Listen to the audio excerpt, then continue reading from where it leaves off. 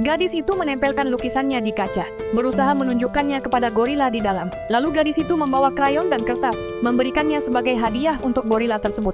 Gorila itu mengambil krayon dan langsung mendapatkan inspirasi. Ia mulai menggambar di kertas itu. Setiap hari, ia membuat gambar yang berbeda dan meletakkannya di luar, agar gadis itu bisa melihatnya. Melihat karya-karyanya, gadis itu merasa gorila tersebut punya bakat melukis. Keesokan harinya, ia pun membawa cat air untuk sang gorila. Gorila itu mulai melukis dengan cat air, gerakannya sangat terampil layaknya seorang seniman. Ternyata sejak kecil gorila ini sering menggambar di batu dengan lumpur setiap hari. Ia merasa sangat bahagia. Namun suatu hari, pemburu liar menerobos masuk. Demi melindungi gorila kecil itu, ayah gorila menaruhnya di atas pohon. Lalu ayahnya menyerang para pemburu sendirian, dan tragedi pun terjadi. Kemudian gorila kecil itu diadopsi oleh sepasang suami istri. Mereka memperlakukannya seperti anak sendiri. Mereka bahkan mengajaknya menonton film, bermain ayunan, dan menggambar di dinding dengan kue. Pria itu merekam momen tersebut. Hari itu ia menyadari banyak orang menyukai gorila kecil itu. Ia pun melihat ini sebagai peluang bisnis yang bagus. Jadi pria itu membuka sirkus, dan juga membeli banyak hewan menarik. Namun yang paling populer tetap gorila tersebut. Seiring waktu, penonton mulai bosan dengan pertunjukan gorila.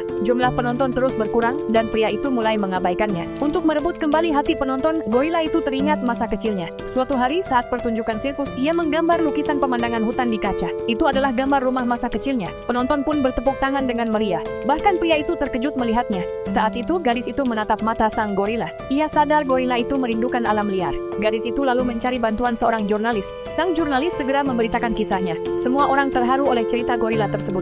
Mereka mendemo agar sirkus itu melepaskannya ke alam bebas. Gorila itu tersenyum. Akhirnya, pria itu menghubungi Asosiasi Perlindungan Hewan untuk mengembalikan semua hewan ke alam liar. Sebelum pergi, pria itu masuk ke kandang untuk mengucapkan selamat tinggal. Ia mengeluarkan foto mereka berdua.